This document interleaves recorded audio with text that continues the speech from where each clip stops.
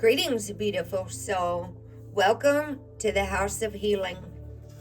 Today, we continue our journey through the 22 major arcana in the Tarot of Dreams with guidance from Lee Bernstein and Cyril Marchetti on the return to self. Number 15, the Devil, represents a primitive, savage inner energy, hidden desires and aggressions, addiction, obsession, anger, the result of repressing one's vital energy, avoiding responsibility by pretending to be helpless. Materialism.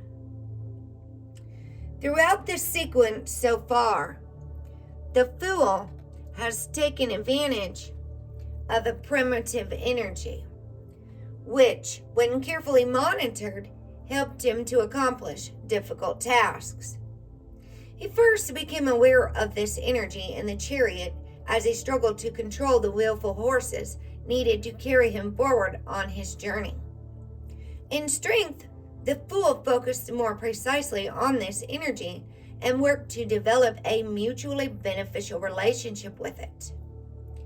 In the Devil, the Fool must face the true enormity of this voracious entity, which is, distressingly, a part of his own personality. What had been a mostly benign, if rambunctious, helper is now in the driver's seat, imprisoning our poor Fool, who cowers in fear and helplessness. The Fool's own hidden desires and aggressions have become his masters.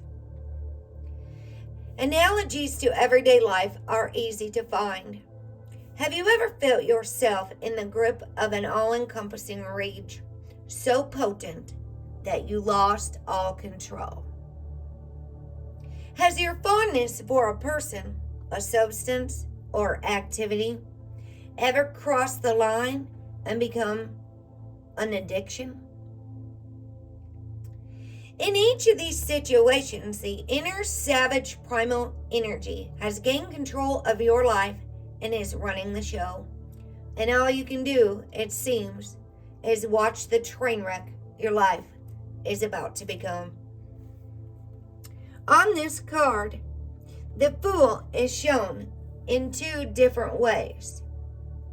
The persona, the normal everyday consciousness of the Fool, is inside a cage. He huddles in a fetal position, incapable of functioning or even of raising his head. Above the cage floats the Fool's inner devil, seen as a sort of horror movie version of the Fool. He holds the chains to the Fool's cage. The Devil's main power is that he's able to convince us that we have no power.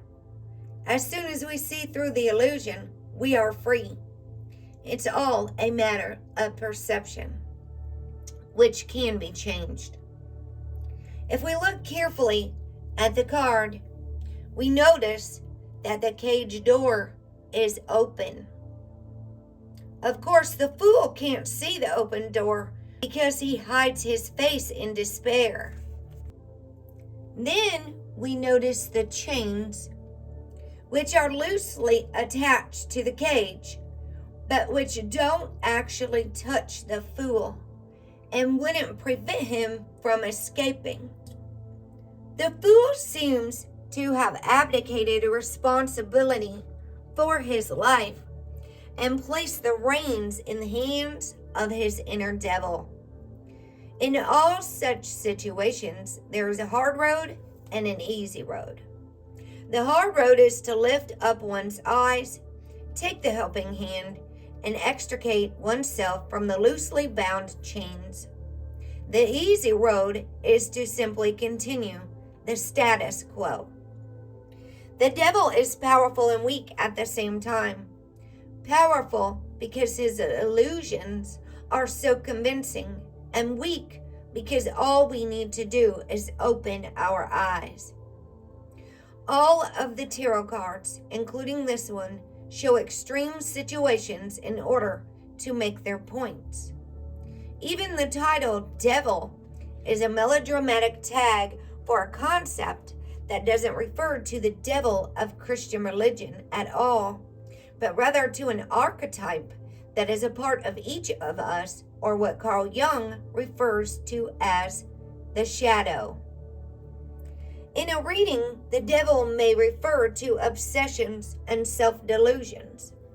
It may also simply signify that you are being tempted to reach for something, not because you really want it, but because your inner devil wants it, and that taking it may set you on a road that ends in the devil's cage. In reality, the archetypes are not so sharply categorized as they appear in the major arcana. Several of the cards show different facets of the same archetypal energies. The devil, for instance, can be seen as an aspect of our inner child. The inner child is the source of our innocence, but it can also be the source of greedy desires and temper tantrums when it doesn't get its way. Thus, the devil can signify anger. Also, the greedy inner child tends to value only the material, ignoring philosophical or spiritual considerations. For this reason, this card has often been interpreted as materialism. We don't need to look at the devil as an inherently frightening thing. We need this hidden and difficult to deal with part of our personality for survival and for strength. He is, after all, a part of us, and he will serve us well if we treat him gently, but keep him on a short leash. He only becomes frightening when we try to deny his reality, thus giving him more power than is good for him. The Hebrew letter associated with the devil card here, Ayin, sounds like ayin, means I. Focusing on the materialism interpretation, usually the visual perception of material things is what instigates the desire to own them. An astrological sign associated with the devil card is Capricorn. Capricorn is the sign of materialism. Thank you for joining this healing session of self-discovery. If you love this content, please remember to hit the thumbs up, share with your friends, subscribe, and turn on the bell for notifications of new content. Peace be with you.